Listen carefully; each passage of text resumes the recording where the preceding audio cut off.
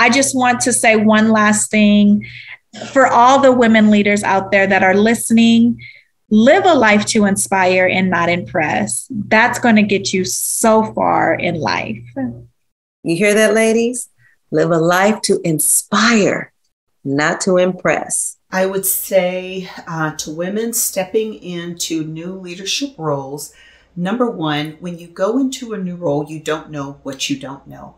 So network, talk to people, ask questions.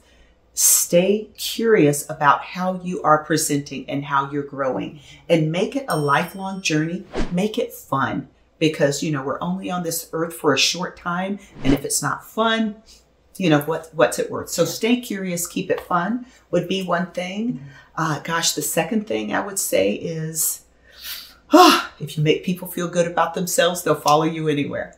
Just, so you can probably tell them I'm a bit relational and think that's probably the most important thing. Go to fun things. Go with your friends. Be with other women that, lift you up, and not, sometimes your role that just, it takes some of that energy away from you because they're angry or whatever. Right. And just how do you make sure that you're with other people that are feeding you and feeding your soul? Feed yourself. Yeah. You have to take action, and you have to build a coalition around you, because you don't know what's required at that next level.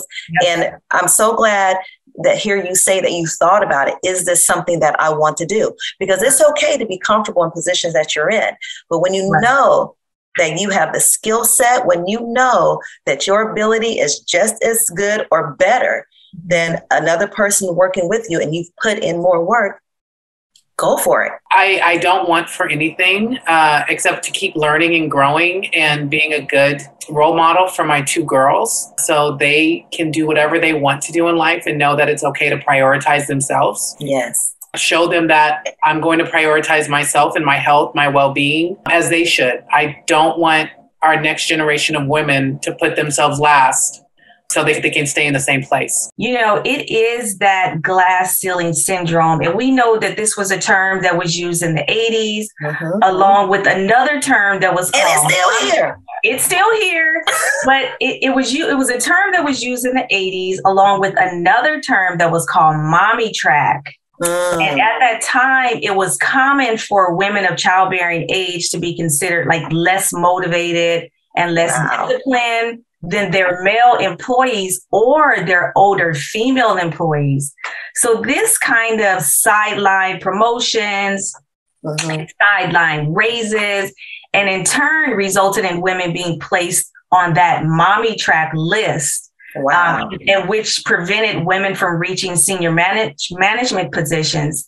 So then they were kind of like forced to career paths that did not allow them to be promoted to senior positions. And this is also where FMLA, the Act of 1993, where women were given that 12 weeks of unpaid medical leave. That's that Family Medical Leave Act. Right, after having a child, so that she would at least be secured her position back into the workforce once she was done having her baby and able to come back to her job. So, I know we do say, this glass ceiling thing is very real. It's still relevant. Yes, again, it came out in the 80s, but it's still here. We see it every day. I see it. My hair is back right now, but I have like 24 inches of big, giant natural hair. It was not always the case. That was one of the things that changed the most for me. I know a lot of people are like, what?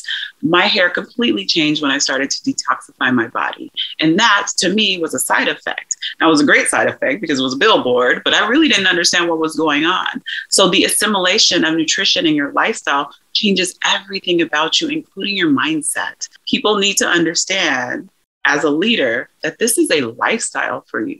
This is not a front. It's not a cap. I'm not playing with this. I want to lead myself first. Yeah. And for me, it truly was, I have to be that source of nutrition and focus and health and wellness and wealth, WELLTH, because I want to create wealth for myself in my life. What would you tell yourself to prepare for the leadership position you are in now? I think I would tell myself to have a little more grace for myself. because a lot of times what I've learned over the years is that I tended to be someone to take everything very personally. And I've come to learn that it is not necessarily always about something that I did wrong, but perhaps about something that the other person is going through, and that they've responded in a way that's just kind of letting out whatever issues they have that didn't have anything to do with me.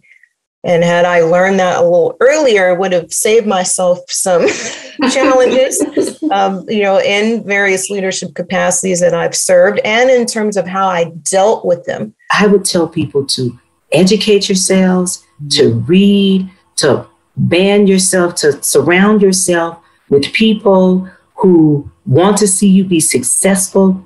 People do want to see people be successful. There may be people who don't, but I think the majority of people want people to be successful. So surround yourself with people who have positive vibes, educate yourself, read, and make sure you give back. I have about 5 instructional assistants who have become teachers because I was pushing them to step out of this comfort zone and to rise to another one. And they're teachers to this day. And when I see them, they say, I'm only teaching because you forced me to teach. No, I saw something in them that said, hey, let's challenge yourself. You have a lot to offer. Let's move it up just another step. Move it up another step. And when I see them now and I tell them what my journey is, they'll tell me, you got this. You can do this. Prepare for the unexpected. Some people may think, well, I don't want to prepare for everything. I want to kind of see how things go. And I think there are elements in life that you should. But I made some grave mistakes early on where I wasn't expecting life to happen. I expected life to coast as it had been for me. And had I made certain preparations, then I think things would have been a little easier. But at the same time, I'm fully aware as an adult woman at my big age now that those fully grown lessons and things that have happened have brought me to where I am now. So moving forward, I will take all of that knowledge, but then I'm very mindful of certain moves that I want to make, certain people that I want to align myself with. I'm so happy for people in my circle and those that I know who are pursuing their goals and not letting age or life's issues affect their desire to move forward. But do you remember this? Yes, tell me. A person can be a leader, but if nobody's following, they're really not a leader. How about that? Yeah. That's just the title. Remember that. Yeah, it's just a title. I have been blessed to have people at every juncture, even from high school to the county, who have actually come and said, what can I do to help? And so I feel grateful. And then here today, we're here with Mosaic. I could not do it by myself.